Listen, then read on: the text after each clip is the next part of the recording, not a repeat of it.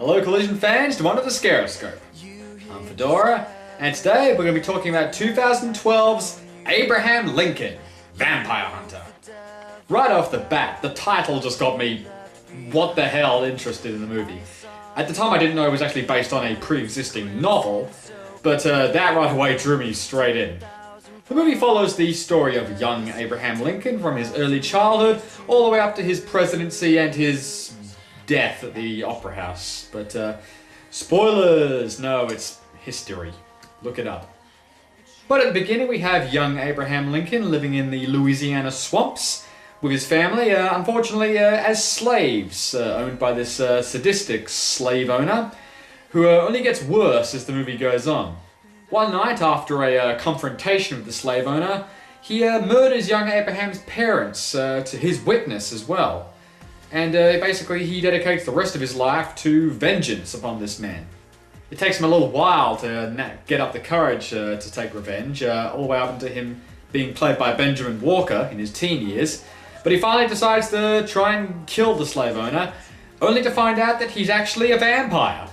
After failing to kill the vampire, Abraham is taken under the wing of a professional vampire hunter, played by Dominic Cooper, by the name of Henry Sturgis, who actually has a few secrets that he'd like to remain secret.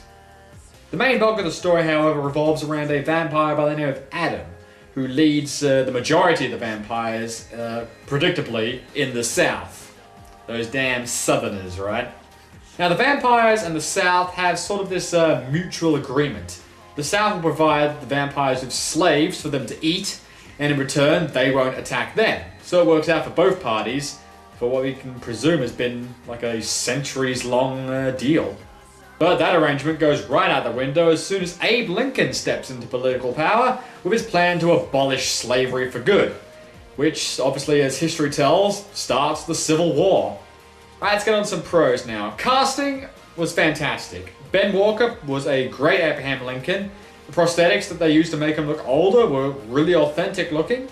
The action was mind-blowing. I mean, the fight scenes were really well done, and the CG really complemented them. It didn't take focus or anything like that. It was really beneficial and was definitely very enjoyable. Definitely got the adrenaline pumping, I'll say that.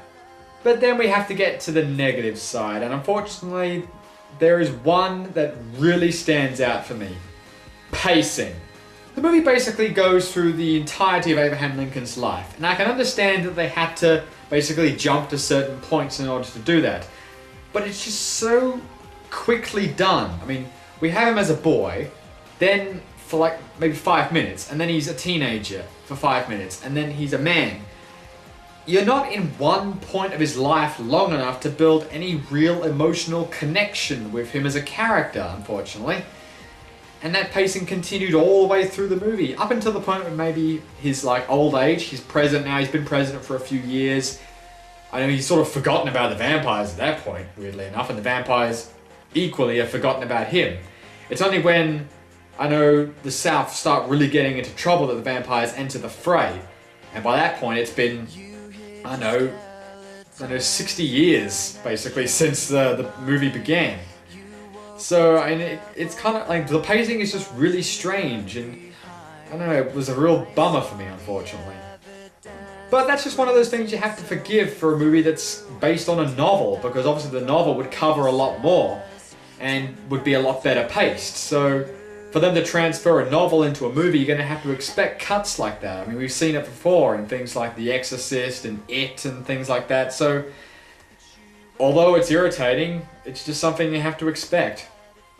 But if things like that don't bother you, then I can definitely say this is one blood-soaked action flick that the adrenaline junkie isn't going to want to miss out on. And that's all we have time for on another Scaroscope tonight. So, I'm Fedora.